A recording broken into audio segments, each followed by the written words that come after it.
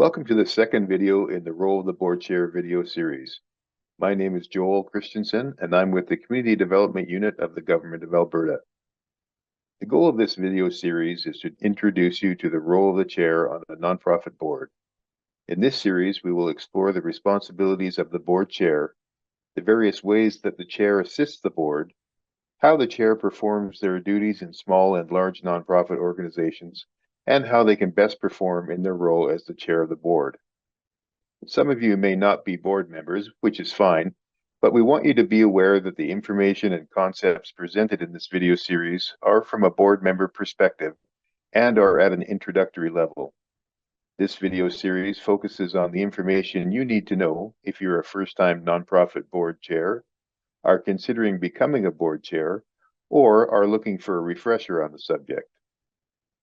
Please note that the information presented in these video recordings and the related materials are not intended to constitute legal advice, the rendering of legal concepts, consulting, or other professional services of any kind. We simply want to share with you information that we think will be helpful as you navigate your organization through its operations. We are not lawyers, chartered accountants, or other kinds of financial professionals. So for your own organization's specific situations and questions related to the material that we present, you may need to seek advice from a professional in the related area.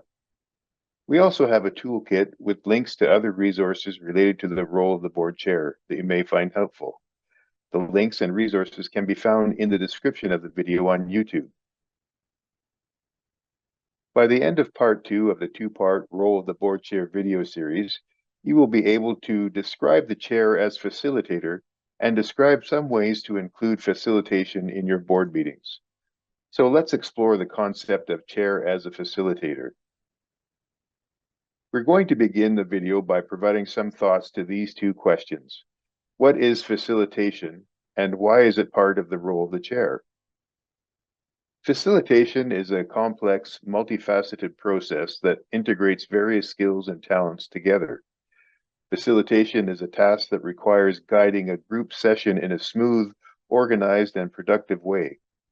It also takes time, effort, and practice to become proficient in facilitation. A facilitation approach is appropriate when concerned not only with the decision, but also how the decision is made. Effective facilitation should result in interactions with fewer obstacles, barriers, and difficulties. It involves managing and guiding a group process.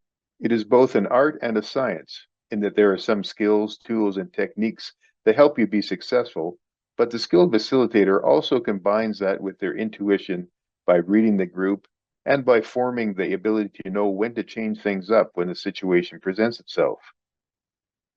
As the slide says, to facilitate is to make easy or easier. Facilitation is a way of providing leadership without taking the reins. Facilitation is a helping role. A good guide to facilitation is the Facilitation at a Glance 4th edition by Ingrid Benz. The information to find or purchase this resource is included in the links found in the description of this video on YouTube. Ingrid Benz offers a couple of brief descriptions of what a facilitator is. It's a person who contributes structure and process to interactions so that groups are able to function effectively and make high-quality decisions. A facilitator is also a helper and an enabler whose goal is to support the team to do their best thinking as they pursue their objectives. This includes someone who enables groups and organizations to work more effectively and collaboratively and achieve synergy, or simply someone who helps manage the process of information sharing and exchange. In short, the facilitator's responsibility is more about the journey than the destination. A good facilitator can mean the difference between a successful group session or meeting and a failed one. Keep in mind that the role of the chair requires a combination of facilitating the board meeting, managing the board meeting, and participating in the meeting. It's important to consider that you may be changing hats many times throughout the meeting. Now that we understand that the chair has a key facilitator role in board success, especially related to board meetings, Let's explore what that looks like for a chair in meeting preparation and delivery. We will examine meeting preparation first.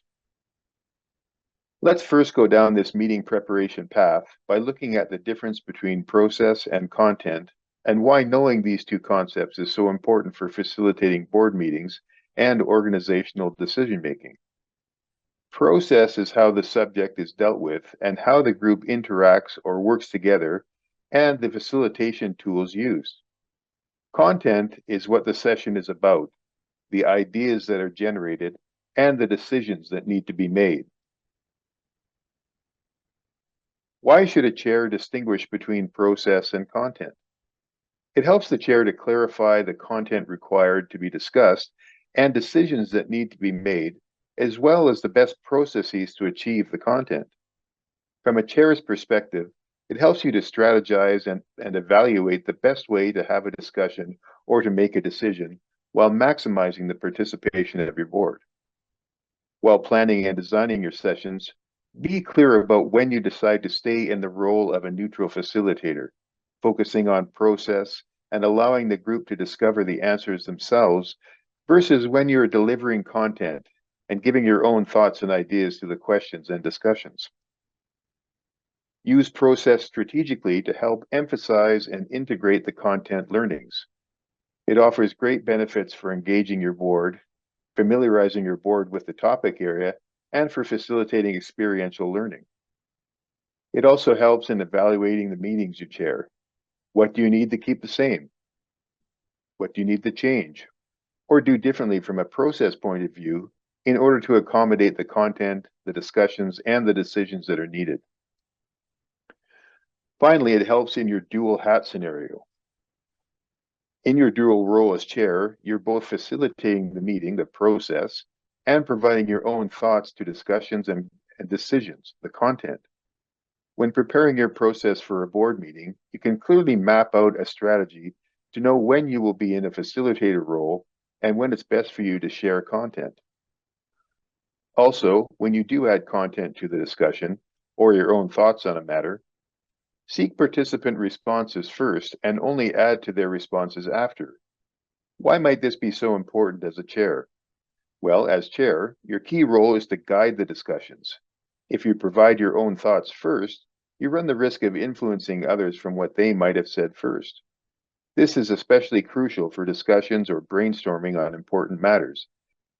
You want to hear board members' thoughts organically first to clearly hear and understand all perspectives without prior influence. As the chair, you are sometimes a facilitator, and sometimes you provide your own thoughts and perspectives. Knowing these roles and when best to be in each of these roles is what makes a good chair. Questions are the chairperson's key tool. It does not require any special materials, and it's flexible, adaptable, provocative, it encourages discussion, and it gets participation and results. The next few slides will provide a few ways to develop and use questions. The chair as a facilitator has a key role to ensure the board has meaningful, powerful conversations, especially about organizational matters that are complex, complicated, and that require difficult decisions to be made by the board. A good chair and facilitator knows full well the importance of good, well thought out questions for having powerful conversations. Good questions often have these characteristics. What assumptions do we need to test in thinking about our current situation? What is important to you about this issue? What needs our immediate attention going forward? What question, if answered, could make the most difference to us in the future? Generally, good questions that stimulate powerful conversations are open-ended. They generate curiosity in the listener. They stimulate self-reflection about how you see the organization. They create openness to new possibilities.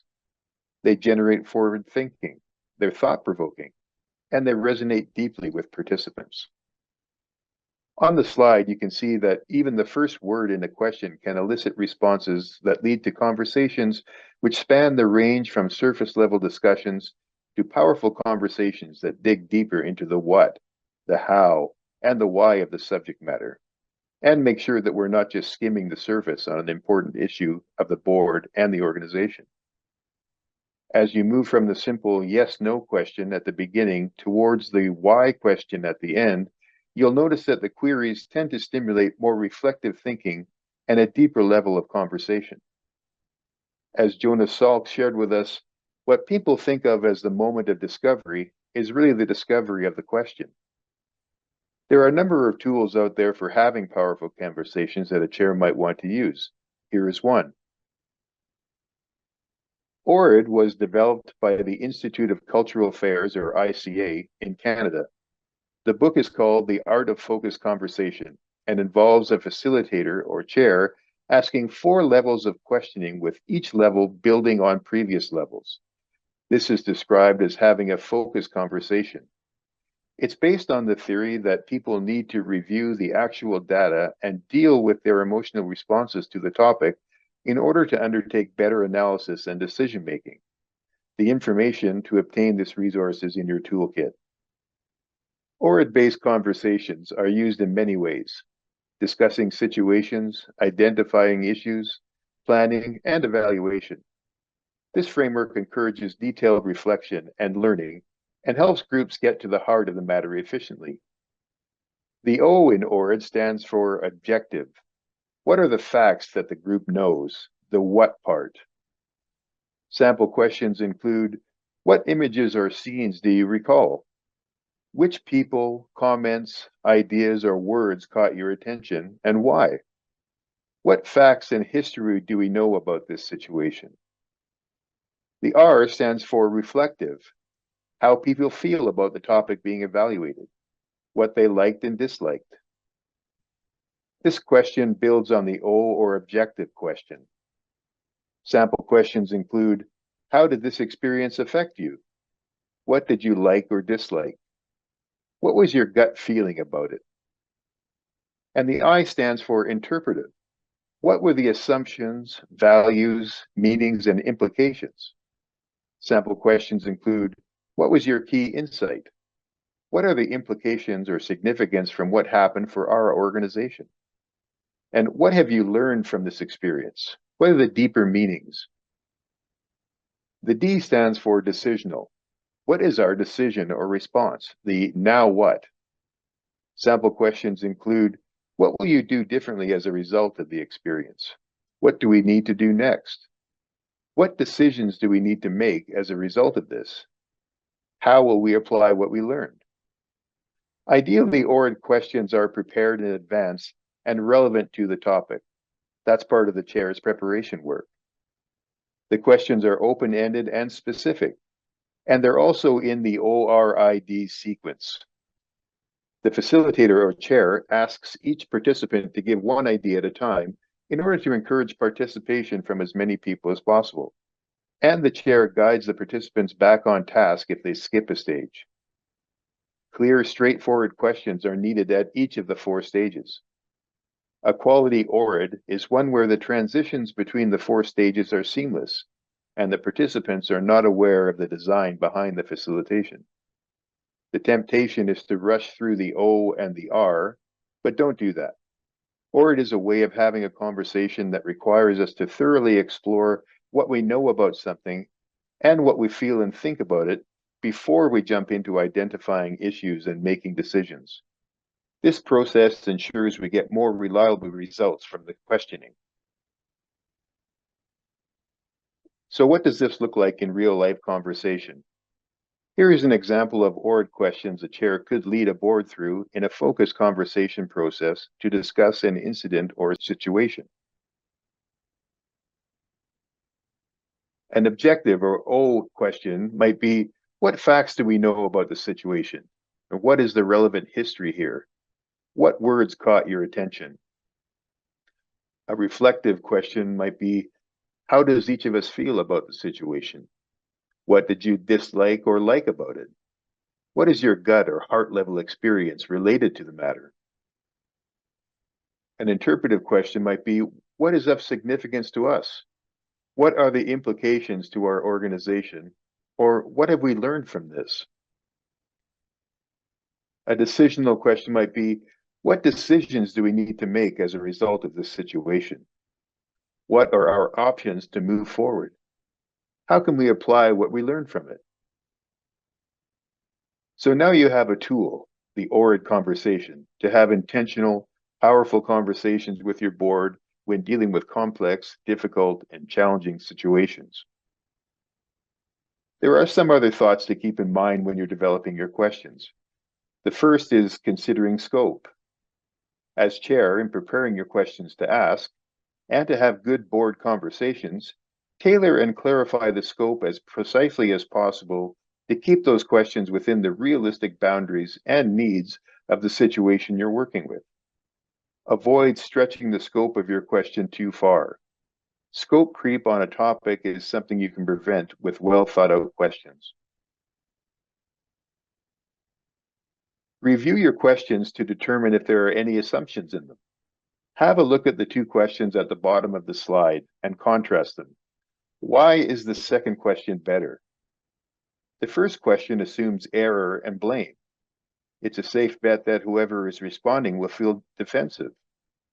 The second question encourages reflection and is much more likely to stimulate learning and collaboration among those involved. In this page, why is the second question better? The first question is narrow. It will elicit traditional responses and likely not identify the root problem the organization faces, which in turn will result in solutions that don't hit the mark.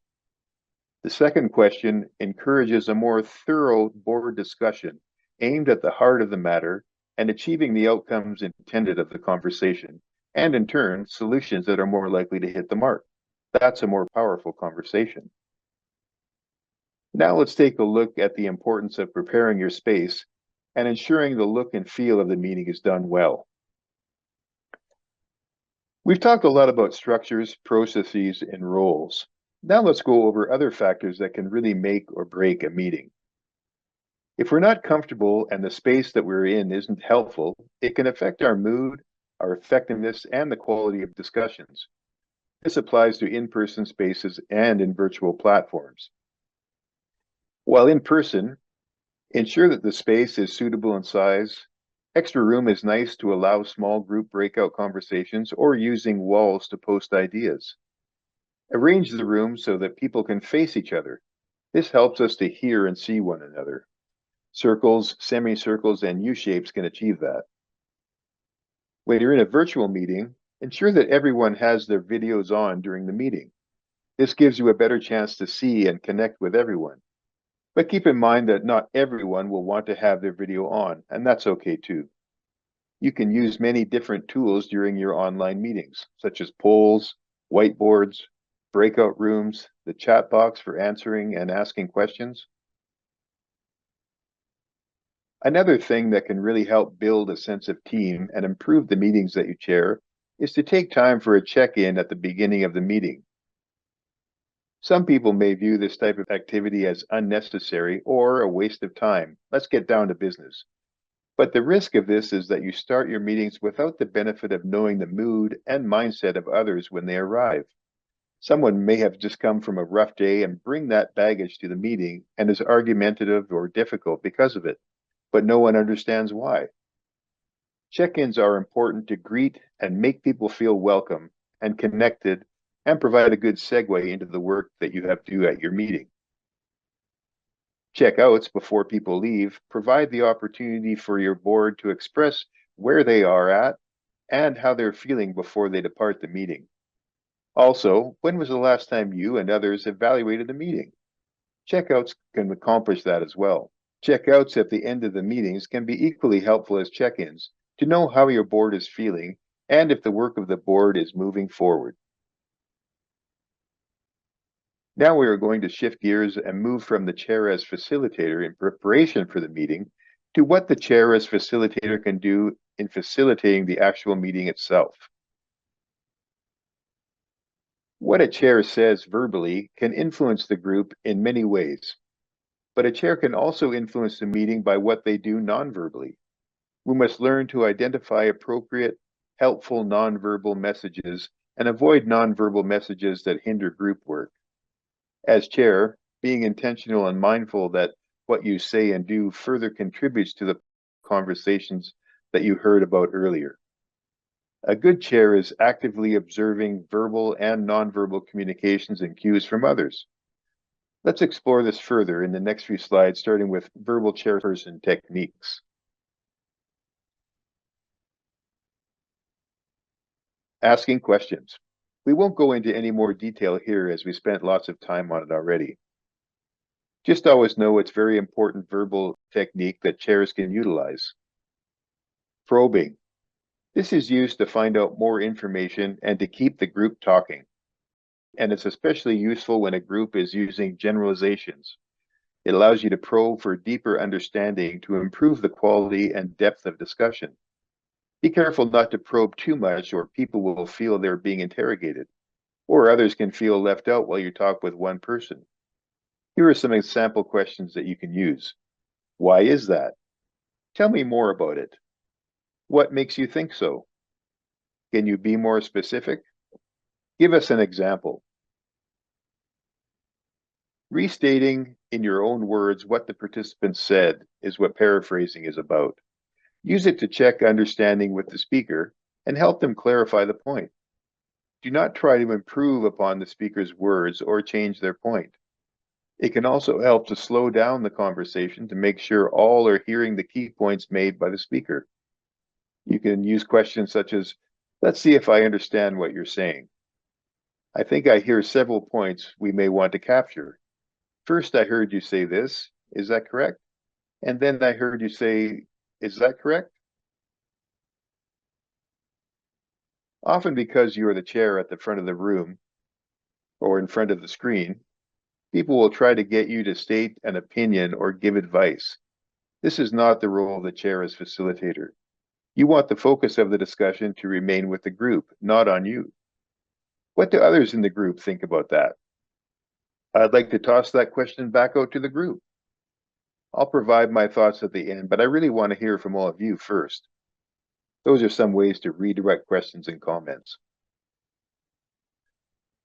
Referring back to something a group member said earlier in the discussion is used to tie group members' ideas together and enhance the discussion.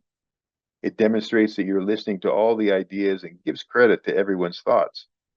You can say things like, this may relate to something Jim said earlier, or that sounds like an idea that Fatima put forward before the break. How do these two ideas work together? Positive reinforcement encourages people to take risks and put forward their ideas. It gets people out of their comfort zones to participate. It stimulates discussion, creativity, mutual respect, but if overdone, it can seem fake, distracting, and manipulative. Some ways you get some positive reinforcement is to say something like, good, let's write that idea down. Thank you for pointing that out. You've all been working so hard today, let's take a well-earned break. Including quieter members. It's the facilitator or the chair's responsibility to create the opportunity for everyone to participate and contribute, but not everyone will feel comfortable. Here are a few ideas to get people to participate. Go around and ask every person to respond to the same question. Call on a person by name and ask for their opinion. Refer back to previous comments made by the quieter members to encourage them to comment further. Break the group into smaller groups. You can say, we haven't heard from this side of the room yet. What do some of you think? Remember, though, that silence in a group is not always a bad thing. People need time to think. Encourage divergent views and shifting perspectives. When you notice that everyone seems to be agreeing with one idea, encourage them to express any opposing or different ideas. Is there any different idea or view that we're overlooking? When we go out and put our proposal to the public, what might be some dissenting views that we will hear? Help the group shift vantage points to see things from a different perspective. For example, if a group is focused too much on the details, ask them to look at the big picture and vice versa. Help steer the group toward more balanced assessment of the situation. You could say something like, there are a lot of disadvantages listed here. What are some advantages? Summarizing keeps a group focused, especially after a lot of points have been made or data presented. Be brief and to the point. clear and concise. Ask a group member to summarize occasionally. When stopping one agenda item activity and moving on to the next, say a few words about what the group had just been doing and then introduce the new activity. Well, we talked a lot about verbal chairperson techniques. Let's move on to nonverbal chairperson techniques. What I just said there is an example of bridging. Active listening. You must really listen in order to do the other techniques like referencing back, summarizing, and paraphrasing. Active listening builds trust. It increases openness, creativity, and respect. The intention is to fully understand what the other person is saying. Listen to both verbal and nonverbal messages. Listen without judging. Remain fully attentive. Focus on the message. Focus on the person that is talking. It's not easy. It's a learned skill and it takes practice. And chairs that do it well are highly respected and their boards are highly engaged. The voice really sets the mood or feeling. Use various tones to elicit excitement or to calming effects. Using an appropriate pace, tone, and inflection can make your task easier. For example, if you want the group to get up and move to small groups, speak more loudly, speak more quickly, and with enthusiasm. If you want them to think hard and seriously about a question, speak slower and in a lower voice with a serious tone. Eye contact shows that you're listening and paying attention. It also helps you remember what participants say. Be sensitive to other cultures and how they view eye contact as well. Pay attention not only to what the speaker is saying, but how they are saying it. What is the underlying mood? What is not being said? What's the atmosphere of the room? What are some reactions from others? This can help you decide the next course of action as a facilitator. Try to match your expressions with the mood you want to set. Learn not to wrinkle your brow even though you may be concentrating, as it may be seen as disapproval or a negative judgment on what is being said. Skilled chairs and facilitators know when and how to be silent. Don't try to fill every gap with words, questions, or comments. Silence is needed for the group to think and respond. When a speaker is finished, don't jump right in. Look around the room and allow others to speak. If people need a slight nudge, you can say, "Anything else?" Keep body position open, relaxed, and interested, and show concern for the group progress. Be careful about closed body positions like arms crossed, and avoid any distracting habits. Be observant of participant body language and what they're telling you. Have someone observe you or videotape yourself chairing a group in order to discover these distracting habits. Keep the attention away from you and with the group. Examples of some distracting habits include playing on your phone, rattling keys in pockets, fiddling with clothes or jewelry, clicking a pen cap, moving a paper around without purpose, scratching an arm, ear, or nose, pacing nervously, squinting or frowning. Show confidence and enthusiasm that the group is doing well so they feel assurance and it keeps their spirits up. Reassure them that they're heading in the right direction. What they are experiencing is natural. Stay in character with your own style, though. Be encouraging in whatever way works for you so it's genuine. One final point here before we leave verbal and nonverbal communication is remember what we said earlier, that chairing is both an art and a science. Becoming proficient as chair in understanding verbal and nonverbal communication definitely reflects the art portion of facilitation.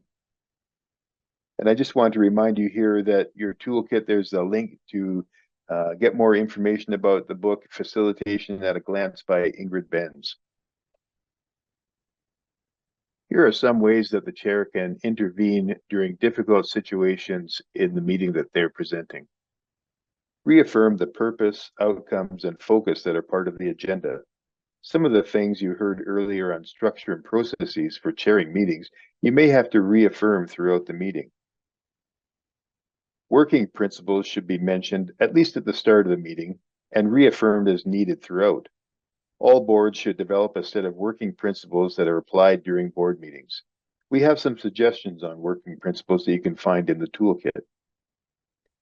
Strive for understanding of perspective. Remember active listening. Connect thoughts and ideas. If everyone feels their thoughts are being heard, they tend to be less confrontational. Remember the referencing back technique in verbal communication techniques. Rational consideration of facts and alternatives moves groups from initial emotional responses to rational, well thought out directions and decisions. What is best for the organization in the long run? Remember the ORID. Discourage the yeah, but discussions. Channel positive energy and ideas by saying yes and. The next few are self-explanatory, so I'm going to move to the last point. Be proactive. You can minimize many concerns by having a well thought out chairing process in advance and including doing your due diligence with the group beforehand. Allow time to discuss different individual perspectives and find shared values and commonalities. Remember the shared sense of purpose. Really get to know your board, staff, and your organization. Lay the groundwork ahead of time so when you tackle the difficult issues, there is already some base understandings and appreciation of what each person brings to the table. Develop a culture of open communication. What is said publicly should match what is said privately. Role model this as chair as well. This may be included in a code of conduct, but even as chair, initiating a conversation together to discuss this as a board and as an organization is worth the time in an agenda at some point, especially early in your time together with your board. Provide opportunities for joint problem solving, sharing work, and learning. There's nothing like seeking opportunities for board members to work together on tasks to appreciate what each person brings to the board, but also, more importantly, enhances the building of trust and showing support for each other. As a chair, be proactive in looking for opportunities to have your board work together on board level tasks. For example, make sure all board members are sitting on at least one other committee. Act the way you'd like others to act. Role model leadership. Listen well. Give constructive feedback. How you conduct yourself speaks volumes to your fellow board members. You have the opportunity to strongly influence the whole culture of the organization by your actions and the leadership you demonstrate. Find opportunities for social contact. Coffee, a meal before or after meetings, recognizing birthdays, check-ins and check-out at meetings are good ways to get to know your fellow board members beyond the organization work focus. Show that you care for them personally, no matter the difference in the perspectives they may have on the work of the organization. Encourage team responses to individual problems. Perhaps a board member has a challenge to get to meetings because they don't like using public transit at night. Offer solutions as a chair and the whole board, such as another board member picking them up beforehand, or maybe they join via online. Share and celebrate achievements and show appreciation. Celebrate someone who's been a board member. Let's celebrate that milestone. Get them a gift card, take them to lunch, or give them a standing ovation. Allow them to share a few words of wisdom to others. Seek opportunities to celebrate achievements of your board members and staff. Once again, you are role modeling the culture of the organization that you want to see. Up to now, we have spent significant time with you emphasizing the leadership required of the chair, but we don't want to leave you thinking that the chair is the only board member demonstrating and role modeling leadership on the board. Although it's easy to say that the chair is in charge, every board member has a responsibility to play a leadership role in the organization. So how can this be done? Well, as a chair, you can encourage other board members to show their leadership skills and even have them take the reins at meetings from time to time. Share the facilitation. Share in the chairing of different parts of the agenda. Perhaps another board member will lead part of a meeting or an entire meeting. This gives the chair a break to collect their thoughts and read the room. The chair can participate in discussions more with content, if not always thinking about process and facilitation. Asking all board members to hold each other accountable to staying focused on purpose, topic, and timing, and not just leaving it to the chair to do so. Ensure board members are taking leadership roles such as chairing committees. Make it clear to your board that we need everyone to demonstrate leadership together to make it work. Even early in your time as chair on your board, make it clear that you will be creating opportunities for each board member to lead the board throughout the year. A good chair will create a culture in which all board members feel the responsibility for making the meeting go well and for the board to do good work. The best thing that you can do as chair is to mentor all the board members to become future chairs. This is also conducive to good succession planning. All of these different behaviors are connected to informal leadership. This brings us to the end of the second video in the Role of the Board Chair video series. Thank you for watching. Our contact information is on the slide and in the toolkit as well. If you're in Alberta and have a question, you need further information, or would like to request our services, you can contact us by email or phone. Lastly, if you want to be notified of future services and resources, you can add your email to our subscription form and you will receive updates as they become available. The link to the subscription form is in the description of the video as well. Thank you for your attention. Take care. And always remember that our communities have so much more because of everything you do. Thank you, and we'll see you in the next video.